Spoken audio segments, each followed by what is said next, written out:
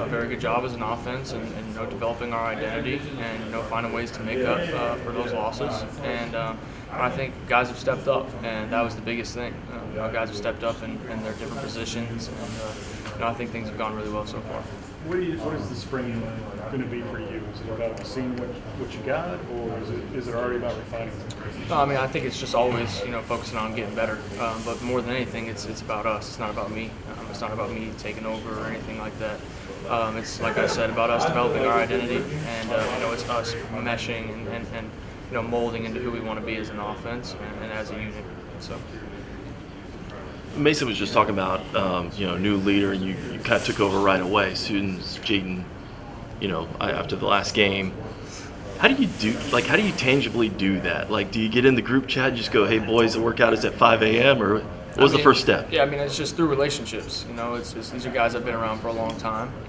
These are guys that I spent a lot of time with, and we've just built relationships over time, and it's easy when it's done that way. I think that's important.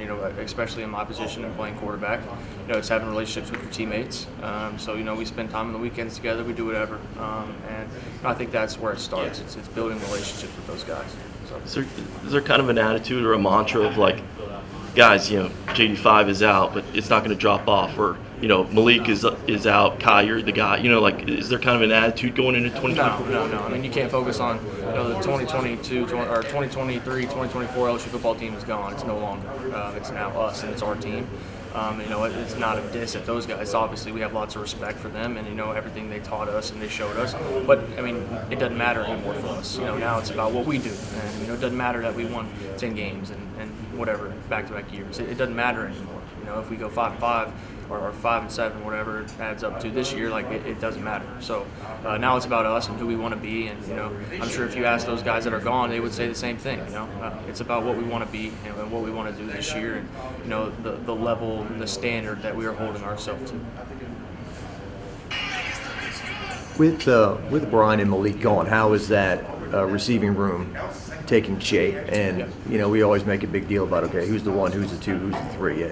Do we not even need to think about that? No, Just guys going out for passes? Yeah, I mean, we have a lot of athletes in there, a lot of guys that can make plays, and I think they've all stepped up. Everybody has taken the advantage of their opportunities, and they're doing whatever they can to help and play at a high level. And I think our chemistry and right now our explosiveness has been very, very good because of that. So.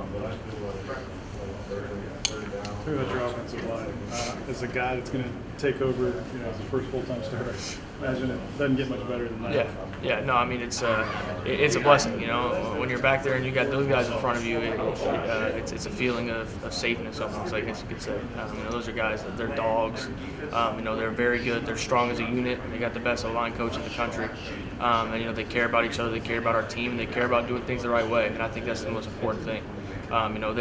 They're a solid group, in our offense and even on our entire team that just is an example of what we want to be. And and they set a great example. They do it with action and they do it with words. And guys like Will and Emery and Dellinger and Miles Frazier and even DJ stepping up.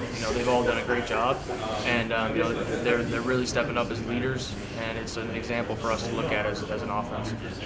I'm not going to downplay your athleticism, but would you look at the way maybe Joe ran the ball, like effective when need to be and not necessarily all times? Yeah, I mean, I think having some sort of running ability to keep a defense honest is important. I haven't had a chance to showcase that or do that yet. It'll come, and I understand. And everybody knows that's not my play style to be running 50% of the time. But I mean, I think it's important to run 15% of the time, or when things aren't good, and you got to get a couple third downs a game with your feet, and I know that, and whenever it's there, I'll take it.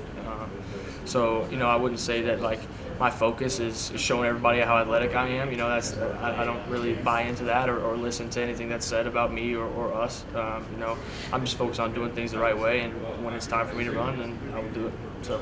Talking to Mason, he said a little bit more 12 personnel. I think we're all expecting the tight ends to be a little more involved because of that aspect, not necessarily being in the game plan anymore. So, how are you seeing their development and inclusion? Yeah, they've done a great job. All of them. Mason and Pimpton and Mack and Gio, and the entire room. You know, they've all done a great job, and you know, it's Mason is an unbelievable talent, and having him in the room, and you know, it also gives those guys like Pimpton and Mack who are younger, it gives them somebody to look, you know, to learn from and look at, and you know, Mason does a great job leading, not in a way of like, hey, look at me, watch how I do it, more of like a, hey, like we can do this together. Let me show you. You know, let's work through this. Let's talk through this. And I think he's done an outstanding job in that. And he does everything he's asked to do extremely well. And he's a serious weapon and a serious threat. I think I saw a quote attributed to you saying 10 wins isn't good enough anymore. Yeah. You said that recently. Yes. Can you expound upon that? Yeah, no, I think if you asked any of us that, we'll tell you we don't believe that that's the standard anymore. You know, going into year 3, you know, in this system, and not even on the field, but off the field, and how we do things on a daily basis, how we act, how we move around this building, how we do things outside of this building, it's all changed. And we hold ourselves to the standards where we believe, like I said, 10 wins is not enough anymore. You know, I'm not going to sit here and say, hey, we have to win a national championship. That's not how we think, but it's about the little things. It's about doing the little things the right way, and that leads to a championship culture.